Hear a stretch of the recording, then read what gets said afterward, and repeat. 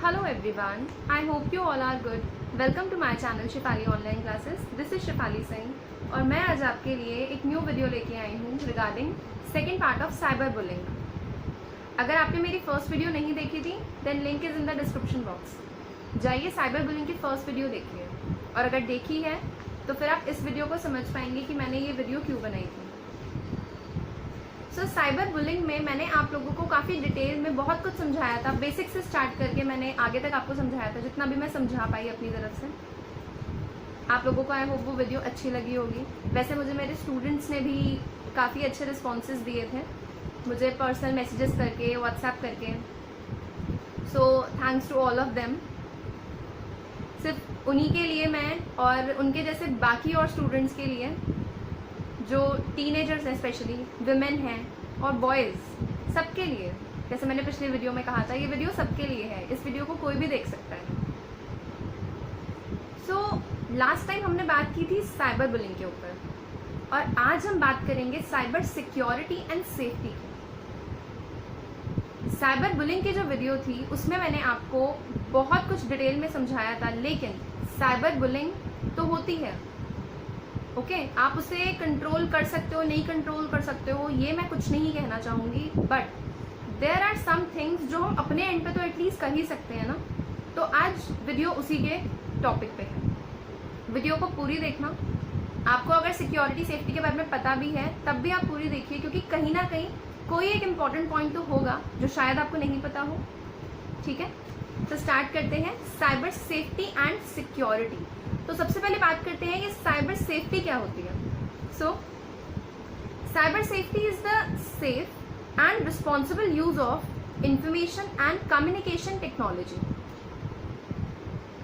It is about keeping information safe and secure, but also about being responsible with that information. Being responsible to other people online and using good internet etiquette also. Internet etiquette को हम नेटिकेट भी कहते हैं. So यहाँ पे मैंने आपको अभी जो बताया है वो क्या है. साइबर सेफ्टी सिंपल सी चीज़ है दैट आपको सेफ रहना है, रिस्पॉन्सिबल रहना है. जो भी आप पोस्ट कर रहे हैं ऑनलाइन साइबर वर्ल्ड में, जो भी आप वीडियो वहाँ पे अपलोड कर रहे हैं, जो भी आप वहाँ पे पिक अपलोड कर रहे हैं, आप ये पहले डिसाइड करिए कि क्या आप एक्चुअली चाहते हैं लोग उस चीज़ को देखें, क्योंकि हर किसी की अपनी प्राइवेसी होती है. आपको ये बात ध्यान रखनी पड़ेगी कि साइबर वर्ल्ड से अलग भी एक वर्ल्ड होता है. सारी चीज़ें साइबर वर्ल्ड की नहीं होती हैं. तो उन चीज़ों को भी माइंड में रख के आपको अपनी इंफॉर्मेशन के लिए रिस्पॉन्सिबल होना पड़ेगा. जो पर्सन गलत कर रहा है वो भी रिस्पॉन्सिबल है उस चीज़ के लिए कि उसने किसी की पिक या फिर किसी की वीडियो या फिर कोई भी ऐसा गलत काम अगर उसने किया है, तो मैंने आपको पहले भी बताया था there is a cyber law. तो उसे इन चीज़ों के बारे में भी ध्यान रखना पड़ेगा कि ऐसा कुछ नहीं करना है.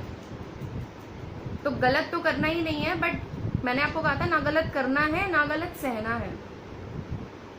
तो क्या कर सकते हैं हम उसमें. आपको ऑनलाइन चीज़ें बहुत ज़्यादा ध्यान रखनी है. साइबर वर्ल्ड में एंजॉय करना है अच्छे तरीके से आपने, तो आपको कुछ चीज़ों का ध्यान रखना भी पड़ेगा. ओके, आगे देखते हैं. Cyber security. अब ये क्या होती है. Cyber security includes body of technologies, processes and practices design to protect networks, computers, programs and data from attack, damage or unauthorized access. बिल्कुल. So cyber security में जिस सिस्टम को आप यूज़ कर रहे हैं, whether you are using your phone, your tab, your computer system, your laptop, anything, तो वो कंप्यूटर, वो लैपटॉप, आप उसमें जो भी प्रोग्राम्स यूज़ कर रहे हैं, आपको ध्यान रखना है कि कहीं पे कोई अनऑथराइज चीज़ नहीं होनी चाहिए. ओके, सो नेक्स्ट हमारा टॉपिक है कंप्यूटर सेफ्टी एंड सिक्योरिटी. तो अगर हम बात कर रहे हैं साइबर वर्ल्ड की, अगर बात कर रहे हैं cyber security and cyber safety की, तो ऑब्वियसली कंप्यूटर तो उससे दूर हो नहीं सकता. So computer safety and security की भी कुछ एटिकेट्स होते हैं, कुछ चीज़ें होती हैं जो हमें पता होनी चाहिए, जिनका हमें ध्यान रखना चाहिए. सो सबसे पहला सबसे बेसिक चीज क्या होती है जहाँ पे लोग गलती कर बैठते हैं और जहाँ पे उनसे मतलब ऐसी गलती हो जाती है, आप ये बोल सकते हैं, log of your computer when not in use and don't leave them unattended. देखा कितनी बेसिक सी चीज है। अगर आप अपने कंप्यूटर को यूज नहीं कर रहे हैं ना तो लॉग ऑफ कर दीजिए, शट डाउन कर दीजिए उसे अनअटेंडेड मत छोड़िए, ऐसे ही मत छोड़िए। बहुत सारे लोग होते हैं जो अपने कंप्यूटर सिस्टम को ऐसे ही काम करते करते ऐसे ही एक राउंड मार के कहीं होकर आते हैं, तब तक उनका डेटा वहां से लीक हो चुका होता है। तो उसके लिए आप रिस्पॉन्सिबल हैं, आपने ही उस पर्सन को कहा कि मुझे आके साइबर बुली करो, एक तरीके से ये समझ लीजिए आप, ठीक है। तो आपने अगर काम नहीं कर रहे हो तो उसे शट डाउन कर दीजिए, अनअटेंडेड छोड़ना ही नहीं है। जब आप नहीं चाहते हैं कि आपके साथ कुछ गलत हो, आपको कोई कॉन्सिक्वेंसेस फेस करना पड़े, तो उस केस में आपको कुछ ऐसा करना भी नहीं चाहिए कि दूसरे पर्सन को कुछ ऐसा सिग्नल मिले, ठीक है। Next is do not install pirated softwares. ये मोस्ट ऑफ द लोग करते हैं बट नहीं करना चाहिए। पायरेटेड सॉफ्टवेयर्स को मत यूज करिए। फ्री के मिल जाते हैं, बड़े अच्छे लगते हैं, लेकिन हर फ्री की चीज का पेमेंट आपको किसी ना किसी वे में करना पड़ता है, इस बात को भी ध्यान रखिए। सो पायरेटेड सॉफ्टवेयर को यूज नहीं करना। Next, do not connect unknown device to your computer as they may contain viruses. This is the very basic thing. शायद आप लोगों को, बहुत लोगों को पता भी होगा। अगर आपका अपना कंप्यूटर है, अपना लैपटॉप है, तो सिर्फ अपनी ही जो डिवाइसेज है वो उसके साथ कनेक्ट करिए, किसी दूसरे की डिवाइस मत कनेक्ट करिए जिसे आप नहीं जानते हैं स्पेशली, या जो आपके फ्रेंड का फ्रेंड है कि कोई बात नहीं भाई जरा ये कर दियो, ये मेरी पेन ड्राइव है, जरा एक बार अपने लैपटॉप में लगा के ये वाली वीडियोस को तू डाउनलोड जरा कर दे, या फिर कुछ भी कर दे। नहीं करना है, चाहे कितना भी अच्छा क्यों ना हो, लेकिन नहीं करना है, क्योंकि आपकी सेफ्टी एंड सिक्योरिटी आपकी प्रायोरिटी होनी चाहिए। कल को शायद वो आपको बचाने नहीं आएगा, आपको खुद ही अपने आप को बचाना पड़ेगा। Okay, next, use only verified open source or licensed software or and operating system. So आपको हमेशा open source में verified और licensed softwares या फिर operating systems सिर्फ licensed वाले ही यूज करने हैं। आपको licensed जिसके पास नहीं है वो नहीं यूज करने हैं, क्योंकि unlicensed software won't have any type of warranty with it। वो कब आपको धोखा दे जाए आपको नहीं पता होगा। सो आपको अनलाइसेंस यूज नहीं करने हैं सॉफ्टवेयर या फिर operating system. Okay, next is there will be no ongoing support. Means in addition to problems with the software itself, pirated programs lack access to customer support, making it more difficult to get help when problems occur. बिल्कुल, क्योंकि एक तो पहली बात क्या है कि वो अनलाइसेंस्ड है, कोई भरोसा नहीं है उसका। दूसरी बात, कभी आपने अपना कुछ इंपॉर्टेंट वर्क करना हो, कब वो ना वर्क करे, आपके लिए बड़ी प्रॉब्लम क्रिएट होगी। उस टाइम पे जो कॉन्सिक्वेंसेज होंगे वो आपके उस डिसीजन की वजह से होंगे जिस दिन आपने ये सोचा था कि कोई बात नहीं आज अनलाइसेंस चीज को यूज करके देखते हैं, तो मत करना। There will be unexpected security risk, ये तो हमें पता ही है, कुछ भी हो सकता है। क्या पता उस अनलाइसेंस सॉफ्टवेयर सिर्फ इसीलिए बनाया गया हो कि आपका डेटा चुरा ले, कुछ भी हो सकता है। You have to face productivity risk also, as outdated और pirated softwares can cause users to encounter bugs and glitches which leads to lost work, lost time and frustration. बिल्कुल, if you are using unlicensed software और operating system, तो ये सोच लेना कि आप अपना टाइम डिवोट कर रहे हो उसके साथ। अगर मैं यहाँ पे वीडियो बनाते हुए अपना टाइम डिवोट कर रही हूँ तो मुझे पता है कि मैं कुछ अच्छा काम कर रही हूँ एजुकेट करने का। बट अगर आपको स्टार्टिंग का ही पता है कि ये कहीं ना कहीं हमें धोखा दे सकता है, तो ऑब्वियसली चाहे आपका वहाँ पे काम गलत हो जाए या फिर आप फ्रस्ट्रेट हो, सबसे पहली चीज जो दोबारा नहीं मिलेगी ना वो होगा टाइम। एक बार टाइम चला गया वो वापस नहीं आएगा। तो टाइम को बहुत ही अच्छे से यूज करना है आपने, और टाइम को अच्छे से यूज करने के लिए आपको ऐसा कोई भी काम नहीं करना जो आगे जाके आपके लिए प्रॉब्लम क्रिएट करे, ठीक है। Next is check that antivirus software in each system is regularly updated. Yes, काफ़ी लोग होते हैं जो अपने कंप्यूटर में, लैपटॉप में, सिस्टम्स में एंटीवायरस तो रख लेते हैं लेकिन उसे अपडेट नहीं करते हैं। ऐसा मत करिए, आप बहुत गलत कर रहे हैं। मैं कुछ यहाँ पे आपको बेस्ट एंटीवायरस सॉफ्टवेयर्स बता रही हूँ, जैसे Bitdefender antivirus plus, then Norton antivirus plus, then F Secure antivirus safe, then Kaspersky antivirus, then G Data antivirus etcetera. ठीक है, सो ये सारे काफ़ी अच्छे एंटीवायरस सॉफ्टवेयर्स हैं, आप इन्हें डाउनलोड कर सकते हैं, इंस्टॉल कर सकते हैं अपने कंप्यूटर में, लैपटॉप्स में, बट उन्हें अपडेट भी करते रहिए। चाहे कितना भी अच्छा एंटीवायरस क्यों ना हो, अपडेशन उसको चाहिए ही चाहिए। ठीक है, next, invest in a robust firewall. मतलब अब ये फायरवॉल क्या होता है, हमें नहीं पता क्या होता है।